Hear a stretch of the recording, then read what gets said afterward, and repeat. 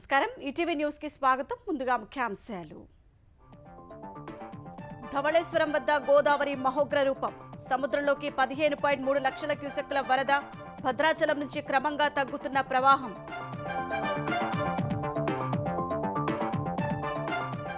శ్రీశైలం ప్రాజెక్టుకు భారీగా పెరిగిన వరద 4.4 లక్షల క్యూసెక్కుల రాక నీటి మట్టం 874 అడుగులకు చేరిక ఈ నెల 30న గేట్లు ఎత్తేందుకు ఏర్పాట్లు మదనపల్లె ఘటనపై వైసీపీ నేతల ఇళ్లలో పోలీసుల ముమ్మర సోదాలు హైదరాబాద్లోని పెద్దిరెడ్డి అనుచరుడి నివాసంలో కీలక దస్త్రాలు స్వాధీనం తెలంగాణలో ఈ నెలాఖరుకల్లా రెండో విడత రుణమాఫీ 3 రోజుల్లో స్కిల్ యూనివర్సిటీకి శంకుస్థాపన చేస్తామని సీఎం రేవంత్ రెడ్డి ప్రకటన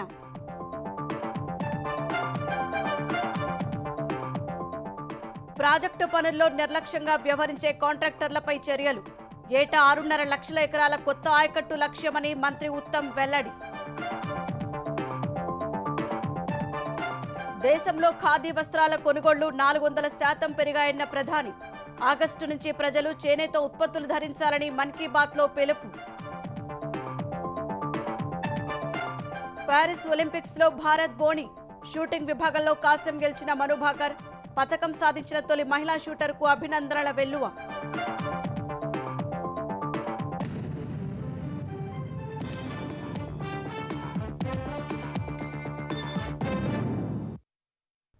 తెలుగు రాష్ట్రాల్లో గోదావరి వరద ఉధృతి కొనసాగుతోంది. ఎగువ ప్రాంతాల నుంచి భారీగా వరద వస్తుండగా ధవళేశ్వరం వద్ద రెండో ప్రమాద హెచ్చరిక కొనసాగుతోంది.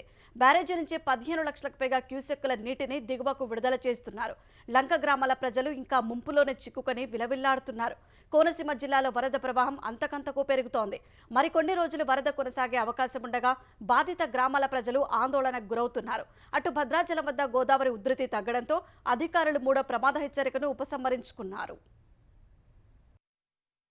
ఎగువ ప్రాంతాల నుంచి వరద పెరుగుతుండగా గోదావరిలో వరద మళ్లీ పెరిగింది. రాజమహేంద్రవరం వద్ద గోదావరి నది మహోగ్ర రూపం దాల్చి ఉధృతంగా ప్రవహిస్తోంది. నీటి మట్టం 15.3 అడుగులకు చేరగా 15.33 లక్షల క్యూసెక్ల నీటిని సముద్రంలోకి విడుదల చేస్తున్నారు. కోనసీమ జిల్లాలో గోదావరి పాయలైన గౌతమి, వశిష్ట, వైనతేయ ఉగ్రరూపం దాల్చాయి. ఆత్రేయపురం, ఆలమూరు, రావులపాలెం, కొత్తపేట, కపిలేశ్వరపురం, అయినవిల్లి, ముమ్మిడివరం, తాళ్లరేవు, రామచంద్రాపురం, కె గంగావరం వరద ముంపులో ఉన్నాయి. ఉద్యానవన పంటలు, అరటి, బొప్పాయి పంటలు నీటిలోనే నానుతున్నాయి. అయినవిల్లి మండలం ఎదురుపిడెంలో పడవలపైనే గ్రామస్తులు రాకపోకలు సాగిస్తున్నారు. పి గన్నవరం, రాసోలు నియోజకవర్గాలు పూర్తిగా వరద నీటిలో చిక్కుకున్నాయి. లంక గ్రామాల్లోకి వరద నీరు చేరి ప్రజలు తీవ్ర అవస్థలు పడుతున్నారు. ప్రజలను సురక్షిత ప్రాంతాలకు తరలించేందుకు అధికారులు పడవలను ఏర్పాటు చేశారు. పి గన్నవరం మండలం బూరుగుపూడి లంకలో ప్రజలకు తాగునీరు తీసుకెళ్తున్న పడవ బోల్తాపడి ఒకరు గల్లంతయ్యారు. అతని కోసం ఎన్డీఆర్ఎఫ్, పోలీస్, రెవెన్యూ సిబ్బంది గాలింపు చేపట్టారు.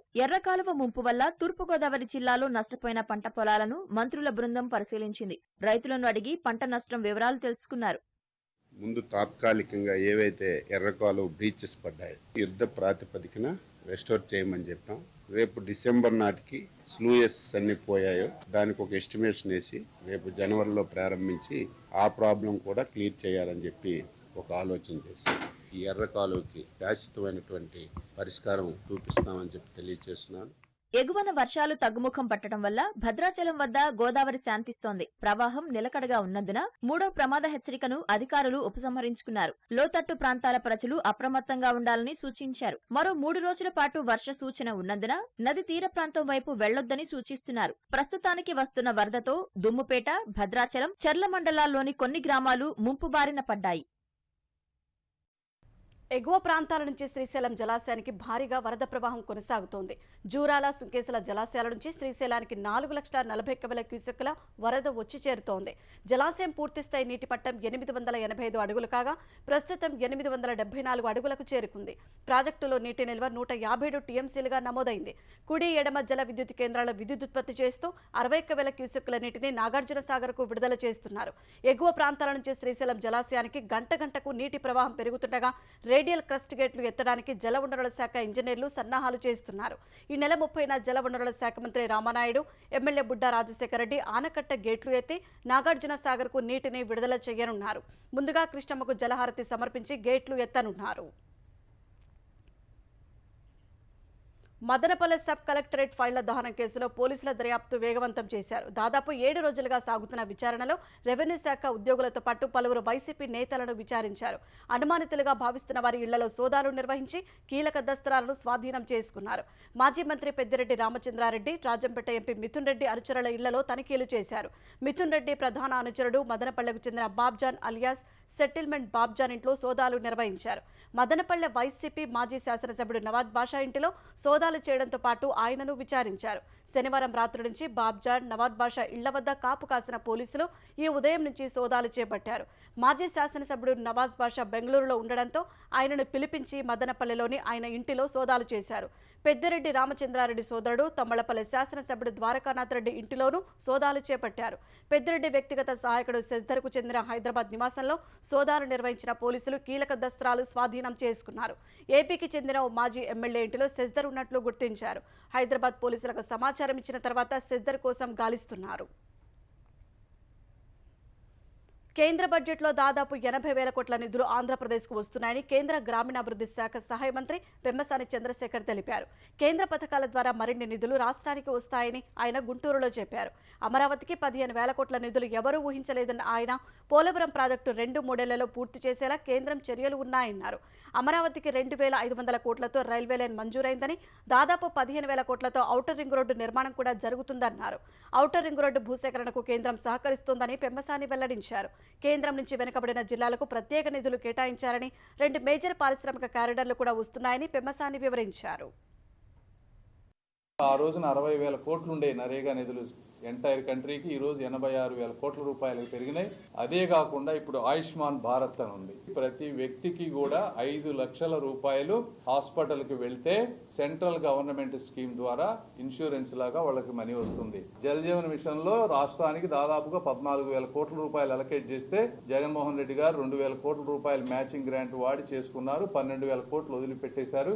ఇలా అమృత్ పథకం, ఇలా చాలా పథకాలు ఉన్నాయి. ఇవన్నీ అడిషనల్, మనం చెప్పుకున్న 80,000 కోట్లు కాకుండా ఇవన్నీ కూడా అడిషనల్ బెనిఫిట్స్. స్ఫూర్తి ప్రదాతల పేర్లతో ప్రభుత్వ పథకాలు అమలు చేయడం హర్షణీయమని ఆంధ్రప్రదేశ్ ఉప ముఖ్యమంత్రి పవన్ కళ్యాణ్ అన్నారు. భావితరాలకు స్ఫూర్తిని అందించే సమాజ సేవకులు, శాస్త్రవేత్తలు, విద్యావేత్తల పేర్లతో ప్రభుత్వ పథకాలను అమలు చేయడంపై హర్షం వ్యక్తం చేస్తూ ఎక్స్లో పోస్ట్ చేశారు. విద్యాశాఖ పథకాలను సర్వేపల్లి రాధాకృష్ణన్, డొక్కా సీతమ్మ, అబ్దుల్ కలాం పేర్లతో అమలు చేయాలని నిర్ణయించిన ముఖ్యమంత్రి చంద్రబాబు, విద్యాశాఖ మంత్రి నారా లోకేష్ కు అభినందనలు తెలిపారు. గత ప్రభుత్వ పాలనలో పథకాలన్నింటికీ అప్పటి ముఖ్యమంత్రి తన పేరే పెట్టుకున్నారని గుర్తు చేశారు. ఆ దుస్సంప్రదాయాన్ని పక్కన పెట్టి విద్యార్థులు స్ఫూర్తి నింపే వారి పేర్లతో పథకాలు అమలు మంచి పరిణామమన్నారు. పాఠశాల విద్యార్థులకు ఇచ్చే యూనిఫామ్, పుస్తకాలు, స్కూల్ బ్యాగ్, బూట్లు, సాక్స్ పథకాన్ని సర్వేపల్లి రాధాకృష్ణన్ పేరుతో అమలు చేయడం సముచితమన్నారు. మధ్యాహ్న భోజన పథకానికి డొక్కా సీతమ్మ పేరు పెట్టడాన్ని స్వాగతించారు. మిసైల్ మ్యాన్ అబ్దుల్ కలాం పేరుతో విద్యార్థులకు ప్రతిభా పురస్కారాలు అందించడం యువతలో నూతన ఉత్తేజాన్ని కలిగిస్తుందన్నారు. మహనీయుల పేర్లతో పథకాలు అమలు చేయడం ద్వారా వారి సేవల్ని ప్రతి ఒక్కరు స్మరించుకుంటారని పవన్ గుర్తు చేశారు.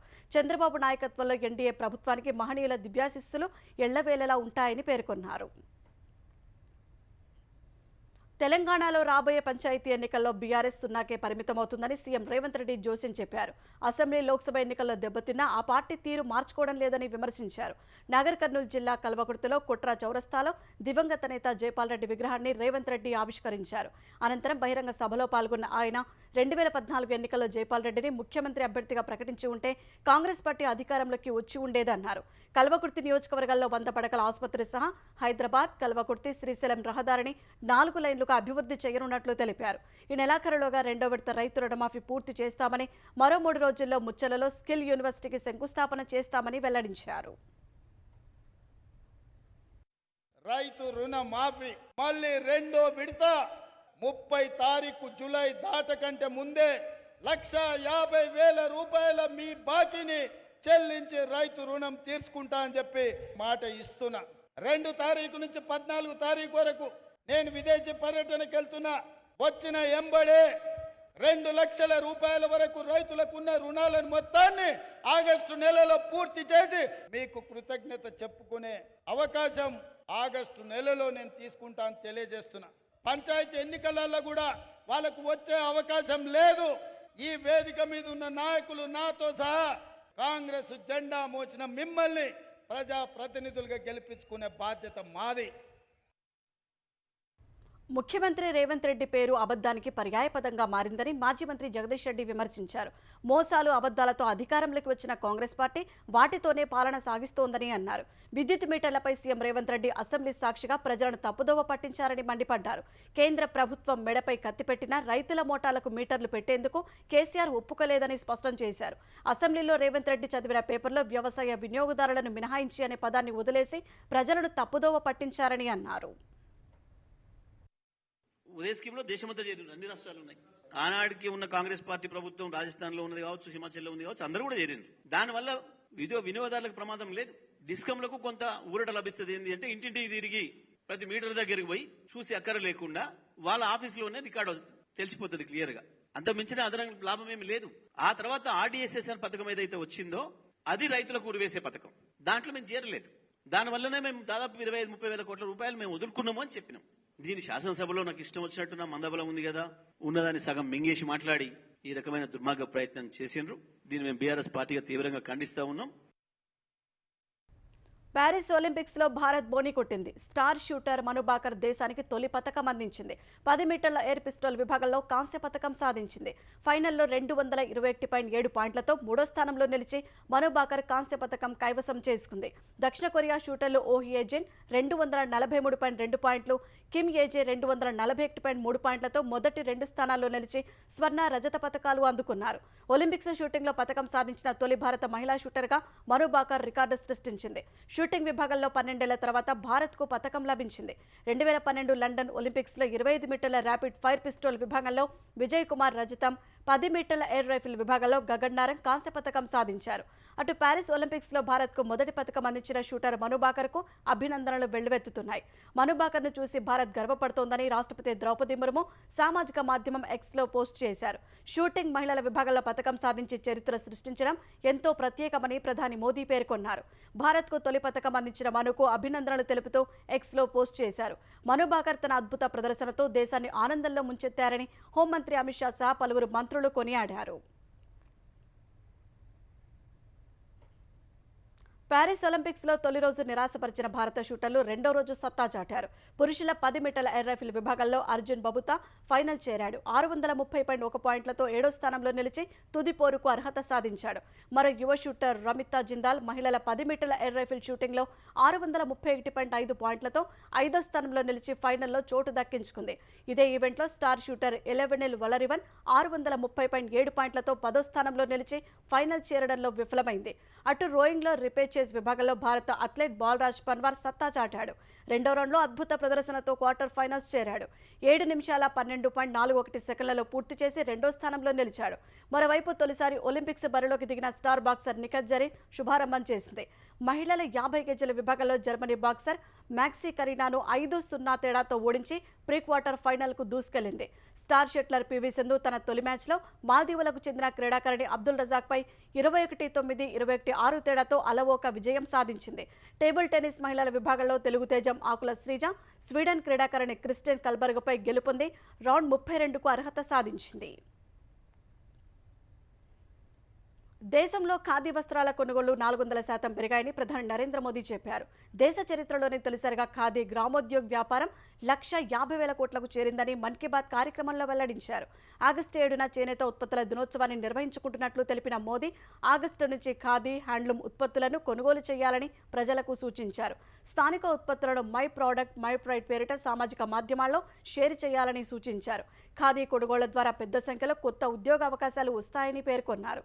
ఒలింపిక్స్ ద్వారా ప్రపంచ స్థాయిలో త్రివర్ణ పతాకాన్ని ప్రదర్శించే అవకాశం భారత అథ్లెట్లకు ఉందని ప్రధాని మోదీ వివరించారు.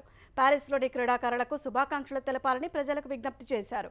అస్సాంలోని చెరాయిదేవ్లో అహోయ్ రాజవంశీకులు నిర్మించిన మోయిదమ్స్ను యునెస్కో ప్రపంచ వారసత్వ సంపదగా గుర్తించడంపై ప్రధాని హర్షం వ్యక్తం చేశారు.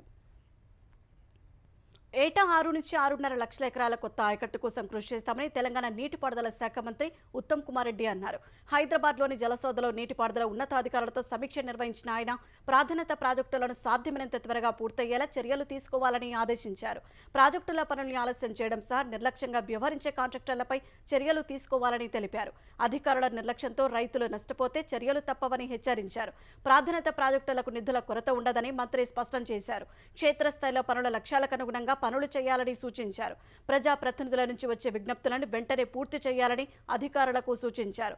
ప్రాజెక్టుల నిర్వహణ, పర్యవేక్షణ సమగ్రంగా సమర్థంగా జరగాలన్న మంత్రి వర్షాకాలంలో చేపట్టాల్సిన చర్యలు, చెరువులు, కాలువల మరమ్మతులు, వరద నివారణ పనులను సమర్థంగా చేపట్టాలని నిర్దేశించారు. కమిషన్ల కకృతి కోసం ఇరిగేషన్ ప్రాజెక్టులు కట్టారు తప్పితే రైతుల మేలు కోసం కాదు. కాళేశ్వరం ప్రాజెక్టు పై మళ్ళీ కల్వకుంట్ల తారక రామారావు బాధ్యతారహితమైన మాటలు, కొన్ని దిక్కుమాలిన మాటలు మాట్లాడారు. తీవ్రంగా ఖండిస్తున్నాను. మీరు చేసిన దోపిడీ కారణంగా మీ కమిషన్ల కక్కుర్తి వల్ల, పూర్ ప్లానింగ్, డిజైన్, కన్స్ట్రక్షన్, ఓఎండం వల్ల రైతులు ఇబ్బంది పడుతున్నారు తప్పితే అసలు అవగాహన లేకుండా అర్ధరహితమైన మాటలు, అది చాలా సిల్లీ రిమార్క్స్ కూడా ఉన్నాయని చెప్పి నేను మనం చేస్తున్నాను. శ్రీపాద సాగర్ ఎల్లంపల్లి ప్రాజెక్టు ఎత్తిపోతల జలాలను మధ్య మానేరు ప్రాజెక్టుకు తరలిస్తున్నారు. గోదావరి నదీ జలాలను ఎల్లంపల్లి నుంచి నంది, గాయత్రి పంపౌస్ల ద్వారా ఎత్తిపోసి ఎస్ఆర్ఎస్పీ వరద కాలువ, అక్కడి నుంచి గ్రావిటీ ద్వారా మధ్య మానేరు ప్రాజెక్టులోకి తరలిస్తున్నారు. 4 బాహుబలి పంపులతో సుమారు 12,600 క్యూసెక్కుల ఎత్తిపోతలు చేపట్టారు. ఒక్క రోజులోనే సుమారు 1 టీఎంసీ నీరు మధ్య మానేరు ప్రాజెక్టులోకి చేరాయి. కనిష్ట నీటి నిల్వతో ఉన్న జలాశయాల్లోకి నీరు చేరడం వల్ల జలకళ సంతరించుకున్నాయి. పేద విద్యార్థులకు నాణ్యమైన విద్య, పౌష్టికాహారం అందించడమే లక్ష్యంగా తమ ప్రభుత్వం ముందుకెళ్తోందని సీఎం రేవంత్ రెడ్డి అన్నారు. హైదరాబాద్లో హరే రామ హరే కృష్ణ ఫౌండేషన్ ప్రతినిధులతో సమావేశమైన ఆయన కొడంగల్లో ఏర్పాటు చేయనున్న సెమీ రెసిడెన్షియల్ పైలట్ ప్రాజెక్టుపై చర్చించారు. హరే రామ హరే కృష్ణ సిఎస్ఆర్ నిధులతో కొడంగల్లో జరుగుతున్న సెంట్రలైజ్డ్ కిచెన్ నిర్మాణ పనులపై సమీక్ష నిర్వహించారు. సెంట్రలైజ్డ్ కిచెన్ ద్వారా కొడంగల్ నియోజకవర్గంలో రోజు 28,000 మంది విద్యార్థులకు బ్రేక్ఫాస్ట్, లంచ్ అందించనున్నారు. సెంట్రలైజ్డ్ కిచెన్ నిర్మాణం పూర్తయిన వెంటనే కొడంగల్లో సీఎం రేవంత్ రెడ్డి పైలట్ ప్రాజెక్టును ప్రారంభించనున్నారు. తర్వాత రాష్ట్ర వ్యాప్తంగా అమలు చేసేందుకు అధ్యయనం చేయాలని సంస్థ ప్రతినిధులకు సీఎం సూచించారు. తెలంగాణ సంస్కృతి వారసత్వాన్ని కాపాడటంతో పాటు ప్రపంచ పటంలో రాష్ట్రాన్ని తమ ప్రభుత్వం సగర్వంగా నిలుపుతుందని సీఎం రేవంత్ రెడ్డి అన్నారు. హైదరాబాద్లోని కుతుబ్షాహీ హెరిటేజ్ పార్కులో నిర్వహించిన అగాఖాన్ ట్రస్ట్ ఫర్ కల్చర్ కార్యక్రమంలో సీఎం రేవంత్ రెడ్డి, మంత్రి జూపల్లి, ఎంపీ అసదుద్దీన్ పాల్గొన్నారు. కుతుబ్షాహీ హెరిటేజ్ పార్క్ 7 టూమ్స్ నిర్మాణ నైపుణ్యానికి, సాంస్కృతిక గొప్పతనానికి నిదర్శనమన్నారు. కుతుబ్షాహీ వారసత్వ సంపద పరిరక్షణ ప్రాజెక్టును రాష్ట్ర సాంస్కృతిక శాఖతో కలిసి అగాఖాన్ ఫౌండేషన్ చేపట్టి 100 కంటే ఎక్కువ స్మారక చిహ్నాల పరిరక్షణ చేపట్టిందన్నారు. 106 ఎకరాల విస్తీర్ణంలో చేపట్టిన ఈ కార్యక్రమం అతిపెద్ద పరిరక్షణ ప్రయత్నానికి నిదర్శనమని సీఎం కొనియాడారు.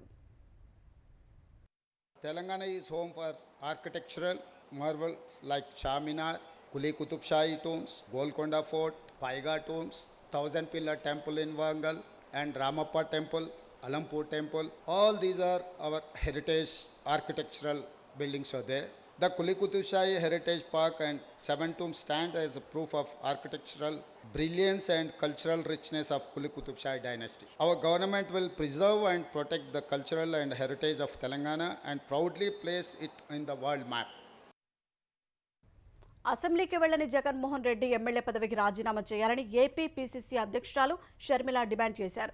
అసెంబ్లీకి వెళ్లని వైసీపీ ఎమ్మెల్యేలు కూడా పదవులకు రాజీనామా చేయాలన్నారు. ప్రతిపక్ష హోదా ఇస్తేనే అసెంబ్లీలో అడుగు పెడతారని అనడం జగన్ అజ్ఞానానికి నిదర్శనమని సోషల్ మీడియా ఎక్స్లో షర్మిల ధ్వజమెత్తారు. ఇంతకు మించిన పిరికితనం, చేతగానితనం, అహంకారం ఎక్కడా కనపడవు, వినపడవని విమర్శించారు. మోసం చేయడం జగన్కు కొత్తేమీ కాదని, ఓట్లేసి గెలిపించిన ప్రజలను ఇంత దారుణంగా మోసం చేయడం, అవమానించడం ఆయనకే చెల్లిందని మండిపడ్డారు. నిండు సభలో అధికార పక్షం శ్వేతపత్రాలు విడుదల చేస్తుంటే తాపీగా ప్యాలెస్లో కూర్చొని మీడియా సమావేశాలు పెట్టడానికి ప్రజలు ఎమ్మెల్యేగా ఎన్నుకోలేదని పేర్కొన్నారు. 5 ఏళ్ల అవినీతి, దోపిడీ పాలనతో జగన్ ఏపీని అప్పులకుప్పగా మార్చేశారని ప్రభుత్వం చెబుతుంటే సమాధానం చెప్పే బాధ్యత లేదా అని నిలదీశారు. అసెంబ్లీకి వెళ్లనని చెప్పే నాయకుడు ప్రతిపక్ష హోదాకే కాదు, ఎమ్మెల్యే హోదాకు కూడా అర్హులు కాదని స్పష్టం చేశారు. చంద్రగిరి ఎమ్మెల్యే పులివర్తి నానిపై హత్యాయత్నం కేసులో వైసీపీ నాయకుడు చెవిరెడ్డి మోహిత్ రెడ్డిని అదుపులోకి తీసుకున్న పోలీసులు 41A నోటీసు ఇచ్చి వదిలేశారు. దుబాయ్కి వెళ్తుండగా బెంగళూరు విమానాశ్రయంలో మోహిత్ రెడ్డిని అదుపులోకి తీసుకున్న పోలీసులు తిరుపతి ఎస్వీయూ పోలీస్ స్టేషన్కు తరలించారు. ఈ కేసులో లుకౌట్ నోటీసులున్నా పట్టించుకోకుండా దుబాయ్ వెళ్లేందుకు మోహిత్ రెడ్డి యత్నించారు. ఈ సమాచారంతో బెంగళూరు విమానాశ్రయంలో మోహిత్ రెడ్డిని అదుపులోకి తీసుకున్న పోలీసులు తిరుపతి ఎస్వీయూ పోలీస్ స్టేషన్కు తీసుకువచ్చారు. విషయం తెలిసి అనుచరులతో కలిసి అక్కడికి చేరుకున్న మోహిత్ తండ్రి, మాజీ ఎమ్మెల్యే చెవిరెడ్డి భాస్కర్ రెడ్డి స్టేషన్ సమీపంలో బైఠాయించారు. తర్వాత మోహిత్ రెడ్డిని వదిలేయడంతో అక్కడి నుంచి వెళ్లిపోయారు. 2024 ఎన్నికల్లో చంద్రగిరి వైసీపీ అభ్యర్థిగా పోటీ చేసిన మోహిత్ రెడ్డి తెలుగుదేశం అభ్యర్థి పులివర్తి నానిపై హత్యాయత్నం కేసులో నిందితుడిగా ఉన్నారు.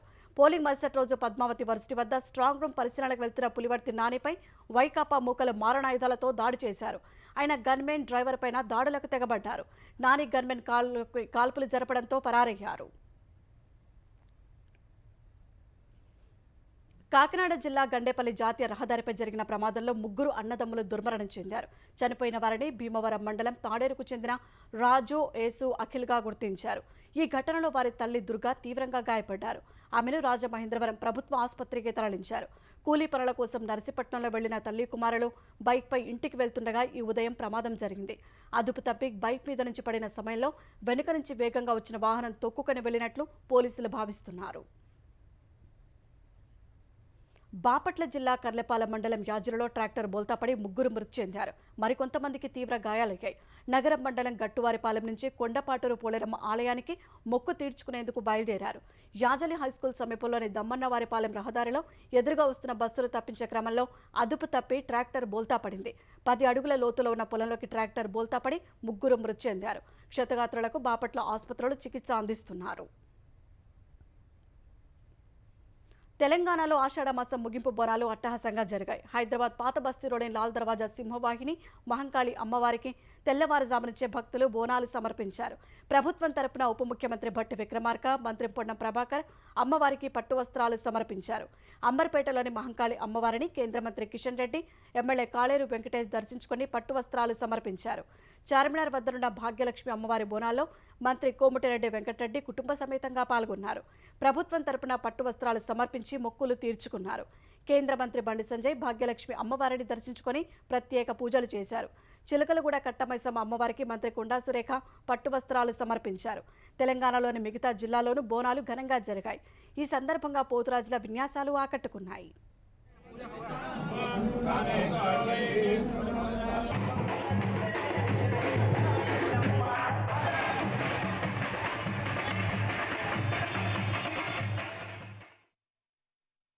వికసిత్ భారత్ లక్ష్యాన్ని చేరుకునేందుకు కేంద్ర రాష్ట్ర ప్రభుత్వాలు కలిసికట్టుగా కృషి చేయాలని ప్రధాని నరేంద్ర మోదీ పిలుపునిచ్చారు.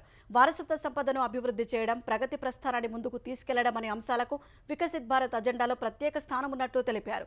బీజేపీ పాలిత రాష్ట్రాల ముఖ్యమంత్రులు, ఉప ముఖ్యమంత్రుల సమావేశంలో వరుసగా 2వ రోజు పాల్గొన్న ప్రధాని ఎన్డీఏ సర్కార్ అజెండా అంశాలైన మేక్ ఇన్ ఇండియా, $5 ట్రిలియన్ ఆర్థిక వ్యవస్థపై సుదీర్ఘంగా ప్రసంగించారు. సంక్షేమ పథకాల ప్రజా భాగస్వామ్యం చాలా ప్రధానమని సూచించారు. ఈ సమావేశంలో కేంద్ర మంత్రులు రాజ్నాథ్ సింగ్, అమిత్ షా, జేపీ నడ్డా, ధర్మేంద్ర ప్రధాన్ కూడా పాల్గొన్నారు. నూతన విద్యా విధానం, దాని అమలులో రాష్ట్రాల పాత్రపై ధర్మేంద్ర ప్రధాన్ ప్రసంగించారు. ఈ సందర్భంగా పలు రాష్ట్రాల సీఎంలు తాము అమలు చేస్తున్న కీలక పథకాలపై ప్రజెంటేషన్ ఇచ్చారు. ఢిల్లీలో వర్షాల కారణంగా రావుస్ ఐఏఎస్ స్టడీ సెంటర్లోకి వరద పోటెత్తి 3 విద్యార్థులు బలైన ఘటనలో పోలీసులు 2 అరెస్ట్ చేశారు. కోచింగ్ సెంటర్ యజమాని అభిషేక్ గుప్తా, సెంటర్ కోఆర్డినేటర్ దేశ్పాల్ సింగ్ను అదుపులోకి తీసుకున్నారు. శనివారం కురిసిన వర్షానికి సెంట్రల్ ఢిల్లీలోని రావుస్ ఐఏఎస్ స్టడీ సెంటర్లోకి వరద పోటెత్తింది. సెర్లాల్లో ఉన్న లైబ్రరీలో చదువుకుంటున్న విద్యార్థులు వరదలో చిక్కుకున్నారు. తాళ్ల సాయంతో పలువురిని రక్షించినప్పటికీ తెలంగాణకు చెందిన తానియా సోని, యూపీకి చెందిన శ్రేయ యాదవ్, కేరళకు చెందిన నెవిన్ డాల్విన్ మృతి చెందారు. స్టడీ సెంటర్ నిర్వాహకులు పార్కింగ్, సరుకు నిల్వ పేరుతో అనుమతి తీసుకుని సెల్లార్లో అక్రమంగా లైబ్రరీ నిర్వహిస్తున్నట్లు తెలిపారు. తమ సహచరులు మృతి చెందడంపై విద్యార్థులు ఆందోళనకు దిగారు. మున్సిపల్ అధికారుల నిర్లక్ష్యం వల్లే 3 విద్యార్థులు బలయ్యారని ఆరోపించారు. ఈ ఘటనపై స్పందించిన ఢిల్లీ మేయర్ షెల్లీ ఒబెరాయ్ రాజకీయాలకు అతీతంగా చర్యలు తీసుకుంటామన్నారు. నిబంధనలకు విరుద్ధంగా సెల్లార్లను వినియోగించుకుంటున్న వారిపై చర్యలు తీసుకోవాలని ఆదేశాలు జారీ చేసినట్లు తెలిపారు. అమెరికా అధ్యక్ష ఎన్నికల్లో డెమోక్రాటిక్ పార్టీ అభ్యర్థి కమలా హ్యారిస్ విరాళాల సేకరణలో దూసుకెళ్తున్నారు. బైడెన్ వైదొలిగిన తర్వాత బరిలోకి వచ్చిన ఆమె వారం వ్యవధిలోనే $20 కోట్ల సమీకరించారు. సభలతో పాటు జూమ్ కాల్ల ద్వారా విరాళాలను పెద్ద మొత్తంలో సమీకరించుకున్నారు. పార్టీలో ఆమెకు రోజుకు మద్దతు పెరుగుతుండగా ట్రంప్తో పోటీ విషయంలోనూ దూసుకెళ్తున్నారు. అయితే అధ్యక్ష ఎన్నికల్లో పోటీ తీవ్రంగా ఉంటుందని, కేవలం కొన్ని రాష్ట్రాల్లోని తక్కువ ఓటర్లే గెలుపోటములను నిర్ణయిస్తారని ఆమె ప్రచార బృందం తెలిపింది. రికార్డు స్థాయిలో నిధుల సేకరణ సహా పెద్ద ఎత్తున వాలంటీర్లను కూడగట్టడం వరకు ట్రంప్ వాన్స్ జోడీని ఓడించేందుకు కమలా తీవ్ర కృషి చేస్తున్నట్లు పేర్కొంది. హ్యారిస్తో ముఖాముఖి చర్చల్లో పాల్గొనేందుకు ట్రంప్ భయపడుతున్నట్లు వివరించింది. ఎన్నికలకు 100 రోజులే మిగిలి ఉన్న నేపథ్యంలో దేశవ్యాప్తంగా ప్రచారాన్ని మరింత ముమ్మరం చేసినట్లు కమలా హ్యారిస్ బృందం తెలిపింది. ఈ వారాంతంలో 2300కు పైగా ప్రచార కార్యక్రమాలు నిర్వహిస్తున్నామని ప్రకటించింది. మహిళల ఆసియా కప్ ఫైనల్లో భారత జట్టు ఓటమి పాలైంది. డిఫెండింగ్ ఛాంపియన్ భారత్పై శ్రీలంక 8 వికెట్ల తేడాతో గెలిచి టైటిల్ను కైవసం చేసుకుంది. టాస్ గెలిచి తొలుత బ్యాటింగ్ చేసిన భారత్ నిర్ణీత 20 ఓవర్లలో 6 వికెట్ల నష్టానికి 165 పరుగులు చేసింది. భారత బ్యాటర్లలో ఓపెనర్ స్మృతి మంధాన 60, జెమిమా రోడ్రిగ్స్ 29, రిచా ఘోష్ 23 పరుగులు చేశారు. 166 పరుగుల లక్ష్యంతో బరిలోకి దిగిన శ్రీలంక 18.4 ఓవర్లలో 2 వికెట్లు మాత్రమే కోల్పోయి విజయాన్ని అందుకుంది. శ్రీలంక బ్యాటర్లలో జమరి, హర్షిత సమరవిక్రమ అర్ధశతకాలతో రాణించారు.